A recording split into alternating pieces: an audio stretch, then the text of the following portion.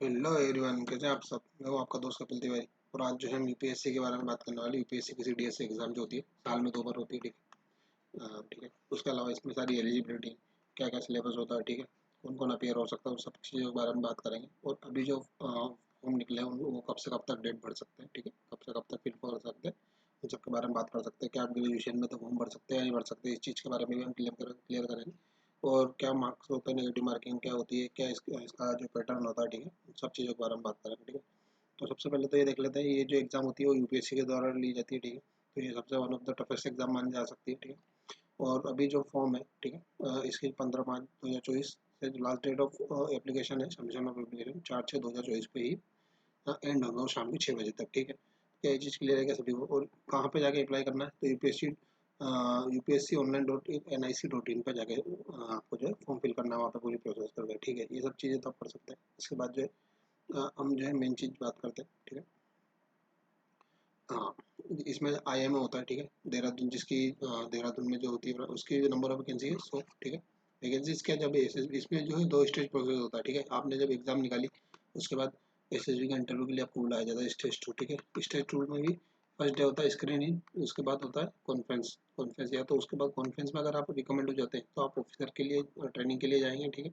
और वहाँ पे आपको स्टिपेंड वगैरह मिलेगा, ठीक है। और वहाँ पे बहुत अच्छा सब कुछ मिलता है। उसके बाद तो कोई दिक्कत नहीं, आपकी ज़िंदगी सेट है, ठीक है। और काफ़ी ड्रीम जॉब रहती है लोगों की ये। और अगर आप यहाँ पे यहाँ से कॉन्फ्रेंस आउट होते हैं तो आपको जो है घर भेज दिया जाता है। अगर आप स्क्रीन आउट हो जाते हैं तो सेम डे ही आपको जो है घर भेज दिया जाता है, बोरिया बिस्तर लेके, चलो भैया घर पे चलो। अच्छा, उसके अलावा 3 स्ट्रीम चूज़ करनी होती है। इंडियन नेवल एकेडमी होता है, एजीमाला में इसका कोर्स चालू होता है, ठीक है। और इसमें 32 सीट्स है, ठीक है। और एयरफोर्स जो हैदराबाद में जो होता है डंडीगढ़ में, उसमें भी 32 है, ठीक है। अच्छा, और इसमें इन तीनों में जो है 3 पेपर होता है, ठीक है। और इनमें जो ऑफिसर ट्रेनिंग अकेडमी होता है उसमें 2 पेपर होते हैं, और इसकी एज लिमिट भी है, ठीक है। तो मेल के लिए जो है permanent commission, non permanent commission 276, और फीमेल के लिए सीट्स है, ठीक है। चलिए इसके आगे बात करते हैं इसके बाद जो हम उस बारे में देखेंगे एलिजिबिलिटी। अगर आपको इनके सेंटर्स जो होते हैं, एग्जामिनेशन सेंटर अधिकतर तो कैपिटल में होता है, ठीक है। फिर भी अब पोस्ट जो सिटी होती है, मतलब जो वहाँ एक से ज़्यादा सिटी देने लग गया है, ठीक है। वरना हमेशा जो है कैपिटल में ही होता है, 99% जो है, सॉरी, स्टेट की जो कैपिटल होती है, ठीक है, वहीं पे होता है। उसके बाद जो हम बात करते हैं नेशनलिटी, आप सिटीजन ऑफ इंडिया होनी चाहिए, और वो सब चीज़ जो बेसिक बेसिक होती है, ठीक है। अच्छा, अब इसमें ये चीज़ सबसे बड़ी है एज लिमिट के बारे में, ठीक है। तो आप जो है 2 जुलाई 2001 से पहले के बोर्ड में नहीं होने चाहिए, और 2006 से बाद के नहीं होने चाहिए। ये दोनों डेट्स इंक्लूड रहती है, ठीक है। और नेवल एकेडमी में भी ये सेम चीज़ है। बाकी एयरफोर्स में 20 से 24 साल के लिए रहती है, ठीक है। तो ये 2 जुलाई 2001 से जो 2005 तक इसके लिए अपर लिमिट है, ठीक है। तो ये चीज़ आप ध्यान रखें, तभी आप फॉर्म भरा, अगर आप इसलिए लिमिट में आते हैं, ठीक है। अब इसके बाद जो हम क्वालिफिकेशन के बारे में बात करेंगे। ये 90 पेज का पूरा डॉक्यूमेंट है। अगर इसको पढ़ने बैठेंगे आप तो आपको दिन बीत जाएंगे, ठीक है। तो उसके अलावा अब आपको जो एजुकेशन क्वालिफिकेशन जो होता है, ठीक है, आप कुछ भी इसमें, अगर आपको आईआई में जाना है तो आप किसी भी तरह का बैचलर हो सकता है, ठीक है। Bachelor degree recognise by university और इक्विवेलेंट, ठीक है। अगर नेवी में है आप तो इंजीनियरिंग डिग्री से रिकॉग्नाइज होना चाहिए, बीई बीटेक, ठीक है। और अगर एयरफोर्स में जाना है तो 10th 12th में आपको जो है मैथ्स फिजिक्स होना ही चाहिए, और बैचलर ऑफ इंजीनियरिंग होनी ही चाहिए, ठीक है। ये चीज़ें क्लियर है क्या आपको।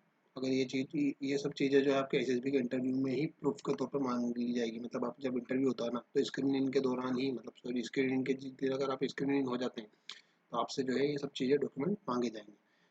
वो चीज़ अलग है, क्या तो सेकंड पार्ट है, लेकिन आपके पास होना चाहिए। अच्छा, अब कोई कहता है भाई मैं 3rd ईयर में हूँ, तो उसके लिए भी है।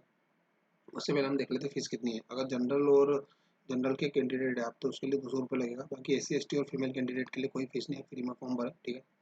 और एग्ज़ाम दे के आए। अच्छा, इसका पैटर्न क्या होता है वो भी हम देख लेंगे। उससे पहले और छोटी बड़ी बड़ी चीज़ें देख लेते हैं हम, ठीक है। क्योंकि जो है पेपर काफ़ी टफ होता है इसका, ऐसी बात नहीं है, क्योंकि यूपीएससी एग्जाम ले रही है ओबीएस है, ठीक है। उसके अलावा जो है इसमें सब्जेक्ट से भी रिलेटेड सारी बातें करेंगे हम, क्या क्वेश्चन आते हैं क्या नहीं आते, ठीक है।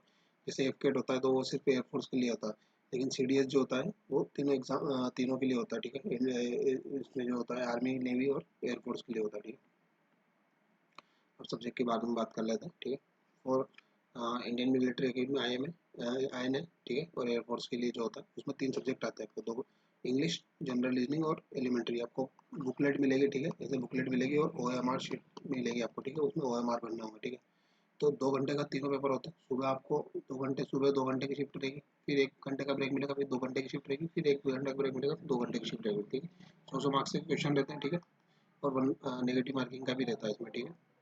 वहीं जो आप ओडीए के लिए भरते हैं तो सिर्फ आपको इंग्लिश और जनरल नॉलेज का पेपर देना होगा, ठीक है, और पर्सनल कट ऑफ सबकी होती है और एक मेन कट ऑफ निकलती है, उसके बाद सिलेक्शन होता है अगर आपका एग्जाम क्लियर होता है, ठीक है।